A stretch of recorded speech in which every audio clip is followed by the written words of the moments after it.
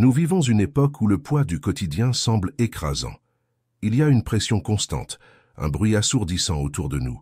Nos yeux, fatigués de tant chercher, sont souvent fixés sur les mauvaises choses, les difficultés, les comparaisons, les pertes.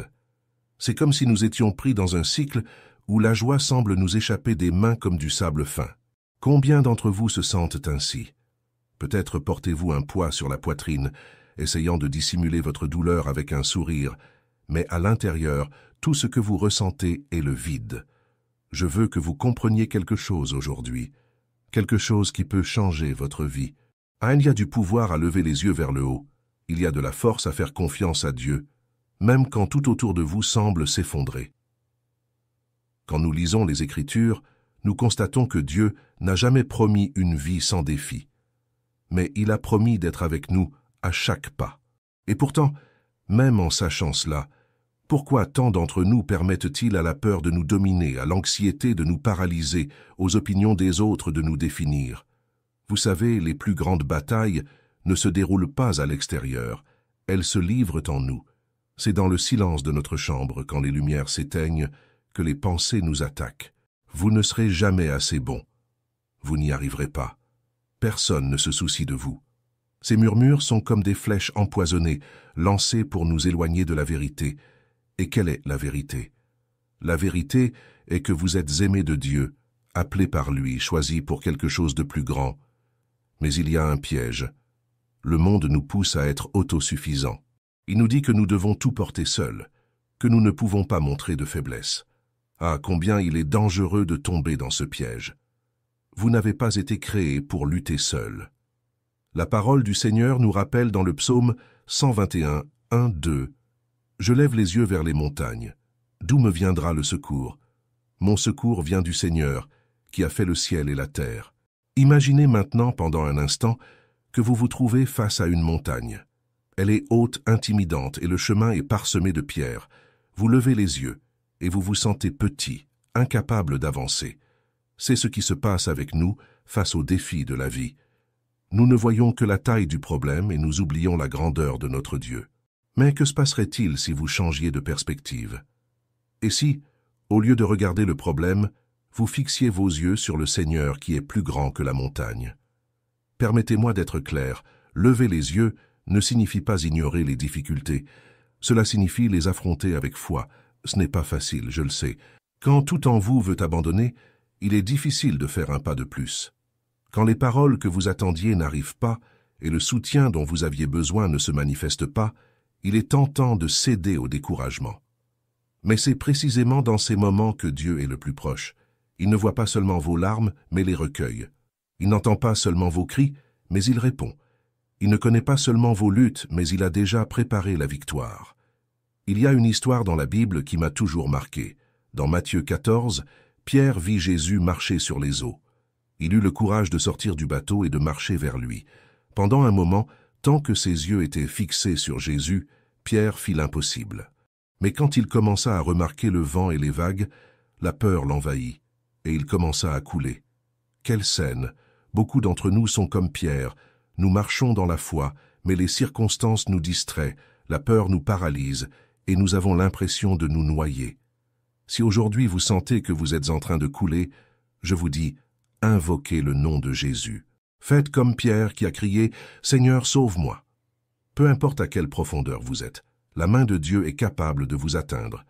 Mais rappelez-vous, la clé pour rester ferme n'est pas d'éviter les vagues, mais de garder les yeux fixés sur le Christ. Quand vous le regardez, vous trouvez la force, le courage et la paix, même au milieu de la tempête. Je sais qu'il y a beaucoup de gens ici qui luttent en silence. Peut-être que c'est un mariage au bord de l'effondrement, un enfant qui s'est perdu en chemin, ou une maladie qui consume non seulement le corps, mais aussi l'espoir. Vous regardez autour de vous et ne voyez aucune issue, mais je vous le dis, n'abandonnez pas. Le silence de Dieu n'est pas son absence. Il est en train de travailler, même lorsque vous ne pouvez pas le voir. Il façonne quelque chose en vous, quelque chose qui ne sera révélé qu'en temps voulu. Ah, comme il est douloureux d'attendre.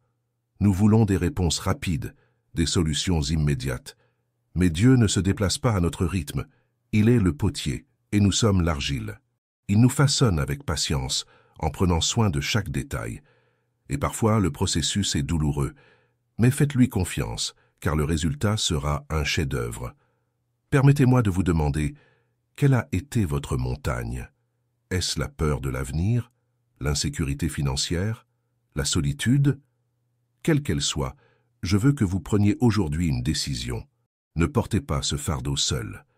Entrez dans votre chambre, fermez la porte, mettez-vous à genoux devant Dieu. Faites de votre chambre un lieu de rencontre avec lui, un endroit où les larmes se transforment en prière et où le désespoir se transforme en espoir. Il y a du pouvoir dans la prière. Pas une prière mécanique, répétitive, mais une prière sincère, où vous ouvrez votre cœur devant le Père. Dites-lui comment vous vous sentez. Parlez-lui de vos peurs, de vos doutes, de vos frustrations. Il ne se vexe pas de votre honnêteté. Au contraire, il désire vous écouter. Et en priant, ne vous limitez pas à demander. Écoutez.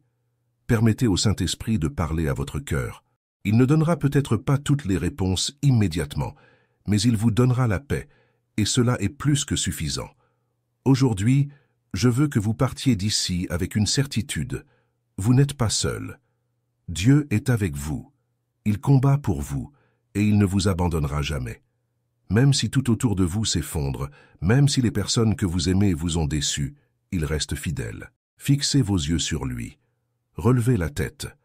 Souvenez-vous que vous êtes plus que vainqueur en Christ, et quand vous sentez que vous ne pouvez plus continuer, souvenez-vous des paroles d'Isaïe 40, 29, 31. Il donne de la force à celui qui est fatigué, et il augmente la vigueur de celui qui est épuisé. Les jeunes gens se fatigueront et se lasseront, et les jeunes hommes trébucheront certainement. Mais ceux qui attendent l'Éternel renouvelleront leur force. Ils monteront avec des ailes comme des aigles. Ils courront et ne se fatigueront pas. Ils marcheront et ne se lasseront pas. Aujourd'hui est le jour de renouveler votre force, votre foi, votre espoir. Ne regardez pas en bas, ne regardez pas de côté. Regardez en haut. Dieu vous attend. Et quand vous le ferez, vous découvrirez que même au milieu des luttes, il peut y avoir la paix. Même au milieu des tempêtes, il peut y avoir de la joie. Et même au milieu du désert, vous trouverez la source de vie. Chers frères et sœurs, je veux que vous preniez ces paroles comme un feu qui réchauffe, mais qui brûle aussi ce qui doit être consumé. Dieu nous appelle à un lieu plus profond de communion avec lui, à un endroit où la superficialité de la vie chrétienne ne peut plus nous satisfaire. Et pour cela, nous devons apprendre à marcher avec courage, foi et détermination, même lorsque nos pas vacillent. Combien d'entre vous se sont déjà sentis comme s'ils tournaient en rond? Vous priez, jeûnez, lisez la parole, mais il semble que rien ne change. Vous regardez votre vie et sentez qu'il manque quelque chose. Je veux que vous sachiez que ce n'est pas la fin, mais le début d'un nouveau mouvement de Dieu. Souvent, quand nous nous sentons stagnants, c'est parce que Dieu nous prépare à quelque chose de plus grand. Il ajuste notre vision, retirant ce qui est temporaire pour nous donner ce qui est éternel. Rappelez-vous l'histoire de Joseph dans l'Ancien Testament. Un jeune homme plein de rêves, rejeté par ses propres frères, vendu comme esclave, injustement emprisonné, mais qui n'a jamais perdu de vue les promesses de Dieu. Joseph aurait pu abandonner à n'importe quelle étape de son parcours. Il aurait pu se noyer dans l'amertume, blâmer Dieu ou succomber au désespoir. Mais il a choisi de persévérer. Il a choisi de croire, même quand tout semblait conspirer contre lui. Et, au bon moment, Dieu l'a exalté, transformant l'esclave en gouverneur, l'oublié en une figure de salut pour sa famille et pour une nation entière. Frères, peut-être qu'aujourd'hui vous êtes dans le puits, ou dans la prison émotionnelle, spirituelle ou physique. Peut-être que vous êtes dans un endroit où les rêves semblent si lointains que vous pouvez à peine croire qu'un jour ils pourront se réaliser. Mais je veux vous rappeler que Dieu ne vous a pas oublié. Il voit chaque larme, entend chaque cri et travaille dans les coulisses de votre vie. Parfois, il ne change pas les circonstances immédiatement, parce qu'il veut d'abord vous changer. Laissez-moi vous demander, qu'est-ce qui vous empêche d'avancer? Est-ce la peur, le doute, le ressentiment, le péché, le sentiment? Souvent, nous portons des choses qui ne nous appartiennent pas, des fardeaux que Dieu ne nous a jamais demandé de porter, et cela nous empêche de faire l'expérience de la liberté et du pouvoir qui sont disponibles en Christ. Jésus nous appelle à laisser ses poids au pied de la croix. Il nous invite à échanger notre lourd fardeau contre le sien qui est léger. Pas parce que la vie sera facile, mais parce qu'il promet de marcher avec nous à chaque pas du chemin. Avez-vous déjà remarqué combien nous sommes parfois si rapides à abandonner? Un petit revers, une parole dure, une porte fermée, et nous pensons déjà à tout abandonner. Mais comment pouvons-nous espérer vivre les promesses de Dieu si nous ne sommes pas prêts à persévérer? La Bible nous enseigne que ceux qui espèrent en l'Éternel renouvellent leurs forces, mais elle nous enseigne aussi que l'attente exige de la patience, de la confiance et une foi inébranlable. Et cela m'amène à un point crucial. La bataille commence dans l'esprit. Combien de fois l'ennemi lance-t-il des flèches de doute, de peur et de découragement dans notre esprit? Il sait que, s'il peut contrôler nos pensées, il pourra nous paralyser. C'est pourquoi nous devons constamment renouveler notre esprit avec la parole de Dieu. Nous devons nous rappeler qui nous sommes en Christ et des promesses qu'il nous a données. Lorsque l'ennemi murmure que vous n'êtes pas suffisant, répondez avec la vérité que vous êtes plus que vainqueur en Christ. Lorsqu'il essaie de vous convaincre que Dieu vous a oublié, déclarez que Dieu est fidèle et n'abandonne jamais les siens. Peut-être vous demandez-vous, mais, pasteur, comment puis-je garder ma foi vivante quand tout semble si difficile? La réponse réside dans l'intimité avec Dieu. Il n'y a pas de substitut à une relation authentique avec lui. Vous ne pouvez pas vivre de la foi des autres. Vous ne pouvez pas seulement dépendre des cultes du dimanche ou des paroles inspirantes des autres. Vous devez rechercher Dieu par vous-même, trouver du temps pour être seul avec lui, écouter sa voix et permettre qu'il ministre à votre cœur. Je veux que vous imaginiez ceci, une chambre de prière, un lieu où vous pouvez aller pour être avec Dieu, loin des distractions, loin du bruit. Cela peut être un coin de votre maison, un endroit simple mais sacré. Dans ce lieu, vous déversez votre âme devant Dieu, partagez vos peines, vos peurs, vos rêves, et dans ce lieu vous trouvez la force. Non pas parce que vos circonstances ont changé instantanément, mais parce que vous vous rappelez qui est aux commandes. Vous réalisez que vous n'êtes pas seul, et que le Dieu qui a créé les cieux et la terre est à vos côtés. Il se passe quelque chose de puissant lorsque nous nous abandonnons totalement à Dieu. Souvent, nous voulons tout contrôler, nous voulons des réponses immédiates, mais Dieu nous appelle à faire confiance. Il nous appelle à remettre nos plans, nos rêves et même nos peurs entre ses mains. Et, lorsque nous faisons cela, nous trouvons une paix qui surpasse toute compréhension. Rappelez-vous que la vie chrétienne ne consiste pas à éviter les problèmes, mais à marcher dans la victoire, même au milieu des défis. Il s'agit d'apprendre à se reposer en Dieu, même lorsque les tempêtes grondent autour de nous. Il s'agit de savoir que, même quand nous ne comprenons pas, Dieu est aux commandes. Il écrit une histoire avec votre vie, et bien que vous ne voyiez pas le tableau complet pour le moment, faites confiance que la fin sera glorieuse. Peut-être que vous affrontez un géant aujourd'hui. Cela peut être une dette insurmontable, un diagnostic médical, une relation brisée ou un péché qui semble impossible à surmonter. Mais je veux que vous sachiez ceci. Aucun géant n'est plus grand que notre Dieu. Tout comme David a affronté Goliath avec une pierre et une fronde, vous pouvez affronter vos géants avec la foi. Pas parce que vous êtes fort, mais parce que Dieu est puissant. Et il n'a jamais perdu une bataille. Cependant, souvenez-vous que la victoire ne viendra pas sans lutte. Dieu nous appelle à être persévérants, à ne pas abandonner en cours de route. Il nous rappelle que même lorsque nous nous sentons faibles, sa force se perfectionne dans notre faiblesse. Alors, ne cédez pas. Peu importe combien le chemin est difficile, continuez à avancer. Faites confiance que Dieu travaille, même lorsque vous ne pouvez pas le voir. Et pendant que vous marchez, n'oubliez pas de remercier. La gratitude a un pouvoir transformateur. Lorsque nous remercions Dieu, même au milieu des difficultés, nous changeons notre perspective. Nous commençons à voir ses bénédictions, même dans les petits détails. Et cela nous donne la force de continuer. Aujourd'hui, je veux que vous preniez une décision. Décidez de faire confiance à Dieu, même lorsque vous ne comprenez pas. Décidez de persévérer, même lorsque vous voulez abandonner. Décidez de lever les yeux, même lorsque tout autour de vous semble s'effondrer. Et surtout, décidez de chercher Dieu de tout votre cœur, âme et force. Chers frères et sœurs, en arrivant à ce point, je veux que vous preniez chaque mot comme une graine plantée dans le sol de votre cœur. Ces graines ont besoin de quelque chose pour fleurir. Un cœur disposé, un esprit ouvert et une foi inébranlable. Dieu nous parle aujourd'hui, et il nous appelle à entrer dans une dimension plus profonde d'engagement envers lui. Ne pensez pas que c'est par hasard que vous êtes ici, maintenant, en train d'écouter ce message. Dieu a quelque chose à dire, quelque chose à transformer en vous. Vous savez, quand nous pensons à la transformation, nous l'associons souvent à quelque chose de grandiose, instantané, spectaculaire. Mais Dieu travaille différemment. Il agit dans le silence, dans la constance, dans l'intimité. Il utilise chaque moment de douleur, chaque larme, chaque déception, pour façonner en nous quelque chose d'éternel.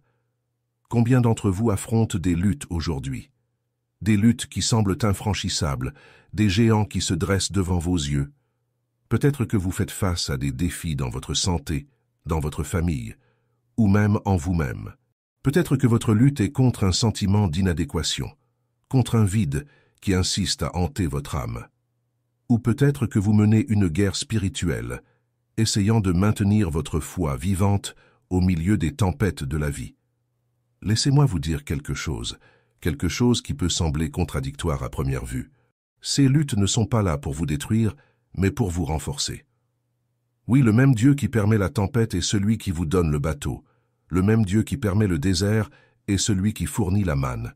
Et le même Dieu qui permet la vallée est celui qui vous guide avec sa houlette et son bâton. Il ne vous abandonne pas. Jamais. Mais il y a quelque chose que nous devons apprendre ici. Quelque chose que beaucoup d'entre nous évitent d'admettre. Dieu s'intéresse plus à ce que nous devenons qu'aux circonstances que nous affrontons. Il ne se préoccupe pas seulement de changer votre situation. Il veut vous changer vous. Et cela fait mal. Oh, comme cela fait mal. Nous sommes confrontés à nos propres peurs, à notre manque de foi, à notre résistance à lui faire pleinement confiance. C'est pourquoi je veux vous défier aujourd'hui. Je veux vous défier d'arrêter de vous battre seul. Je veux vous défier d'entrer dans le lieu secret, de chercher Dieu avec intensité, avec des larmes, avec des cris. Pas une recherche superficielle, mais une recherche qui jaillit du plus profond de votre cœur. Un cri d'âme, comme celui de David dans les psaumes. « Jusqu'à quand, Seigneur? M'oublieras-tu pour toujours ?» Ce cri n'est pas de désespoir, mais d'abandon. C'est la reconnaissance que sans Dieu nous ne sommes rien. Ah, frère, comme nous avons besoin de revenir au lieu de la dépendance. Nous sommes si occupés à essayer de résoudre les choses à notre manière, si impliqués dans nos propres stratégies, que nous oublions l'essentiel. La bataille appartient au Seigneur. Mais pour la lui remettre, nous devons apprendre à nous reposer en sa présence. Et se reposer en Dieu ne signifie pas l'inactivité. Se reposer en Dieu est un acte de foi. C'est croire que même lorsque tout semble perdu, il est toujours au contrôle. Pensez à l'histoire de Marthe et Marie. Marthe était occupée, anxieuse, préoccupée par les détails. Marie, en revanche, choisit ce qui était le plus important, s'asseoir aux pieds de Jésus. Combien d'entre nous sont comme Marthe, si impliqués dans les pressions et les exigences du quotidien, que nous oublions de nous arrêter et d'être avec Dieu. Il est temps de choisir comme Marie. Il est temps de nous calmer et d'écouter la voix du Maître. Et en écoutant cette voix, quelque chose d'extraordinaire se produit. Nos peurs commencent à disparaître, nos doutes perdent leur force, et nos faiblesses deviennent la scène pour la manifestation de la puissance de Dieu. Comme Paul l'a dit, « Quand je suis faible, c'est alors que je suis fort. » C'est la grande inversion du royaume de Dieu. Nous n'avons pas besoin d'être parfaits, nous n'avons pas besoin de tout contrôler. Nous avons seulement besoin de nous rendre. Reddition. Quel mot puissant, mais si mal compris. La reddition n'est pas abandonner, ce n'est pas renoncer à la lutte, c'est remettre le contrôle à Dieu, lui faire confiance de telle manière que, même face à l'incertitude, vous puissiez dire « Que ta volonté soit faite, Seigneur ». Souvenez-vous de Jésus à Gethsémani. Il savait ce qui allait arriver. Il savait la douleur, la souffrance, la croix. Et pourtant, il a prié. « Père, si tu veux, éloigne de moi cette coupe. Cependant, que ma volonté ne soit pas faite, mais la tienne. » Quel exemple de reddition! Et c'est ce que Dieu nous appelle à faire. Il nous appelle à lui faire confiance au milieu des difficultés, à lui remettre nos peurs et nos rêves, et à lui permettre de nous guider. Mais, frères et sœurs, la reddition ne se fait pas de manière automatique. C'est une décision quotidienne, un exercice constant de foi. C'est choisir chaque jour de regarder en haut, au lieu de regarder les circonstances. C'est décider de faire confiance à Dieu, même lorsque les preuves semblent indiquer le contraire. Et voici le secret. À mesure que vous faites confiance, votre perspective commence à changer. Ce qui semblait insupportable devient plus léger. Ce qui semblait sans solution commence à avoir un sens. Non pas parce que les circonstances ont changé, mais parce que vous avez changé. Votre foi a été renforcée, votre espoir a été renouvelé, et vous avez commencé à voir les choses avec les yeux de Dieu. Sais-tu, Dieu a le pouvoir de transformer n'importe quelle situation. Il est spécialiste pour faire l'impossible. Mais souvent, avant de transformer la situation, il te transforme. Il travaille dans ton cœur, façonne ton caractère, renforce ta foi. Et dans le processus, tu découvres que ce qui semblait être la fin était en réalité un nouveau commencement. Et alors, chers frères, comment pouvons-nous répondre à cet appel de Dieu? Comment pouvons-nous vivre cette vie de foi et de soumission? La réponse est simple mais exigeante, l'obéissance. Il n'y a pas de véritable foi sans obéissance.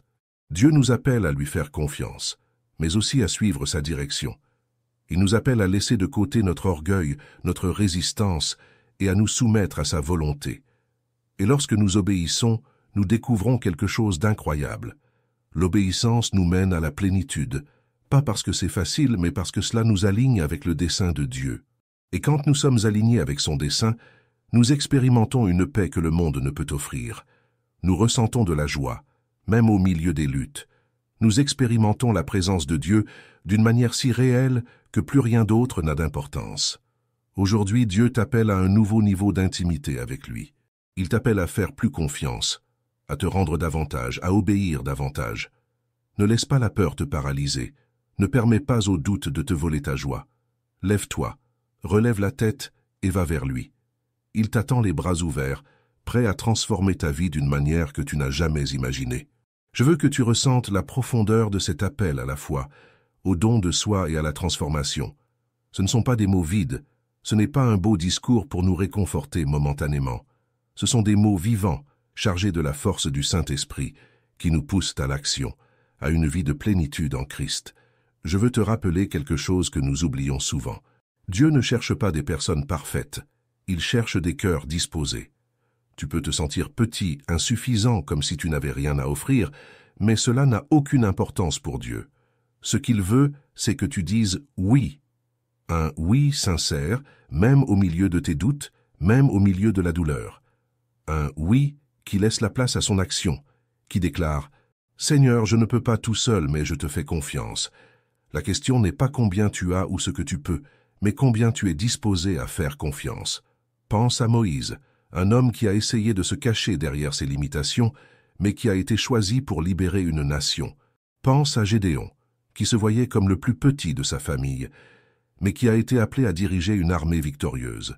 Pense aux disciples, des hommes ordinaires qui, par leur « oui », ont transformé le monde.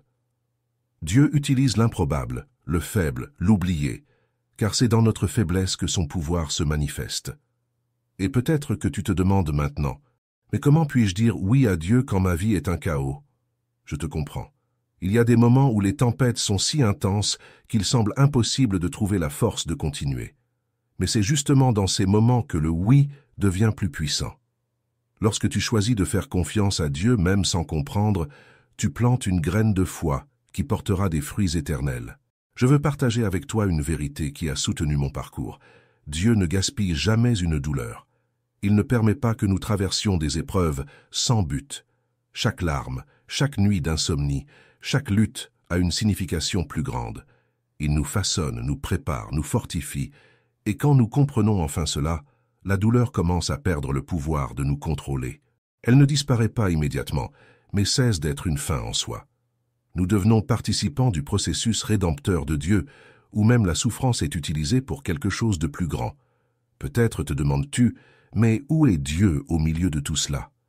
Je veux te rappeler une chose, Dieu n'est pas distant, il est avec toi. Il est dans ta douleur, dans ton silence, dans ton cri. Il n'a jamais promis que nous n'aurions pas de moments difficiles, mais il a promis que nous serions en sécurité dans ses mains, comme il l'a dit dans Isaïe 43, 2. Quand tu passeras par les eaux, je serai avec toi, et par les fleuves, ils ne te submergeront point. Quand tu marcheras dans le feu, Tu ne te brûleras pas, et la flamme ne te consumera pas. Cette promesse est pour toi. Elle est pour maintenant. Peu importe la profondeur des eaux ou la chaleur des flammes, Dieu est avec toi. Il ne t'abandonnera pas. Il ne te laissera pas tomber. Alors lève-toi, même avec les forces qui te restent. Fais le pas suivant. Regarde vers le haut. Dieu t'attend avec un but plus grand que tu ne peux l'imaginer. Quand nous parlons de but, nous imaginons souvent des choses grandioses, extraordinaires. Mais le but de Dieu pour ta vie peut être dans les choses simples, dans les choses quotidiennes. Peut-être que l'appel de Dieu pour toi aujourd'hui est simplement d'être fidèle dans ce qu'il t'a donné maintenant. Être fidèle au travail, à la famille, dans les petits gestes d'amour et de bonté.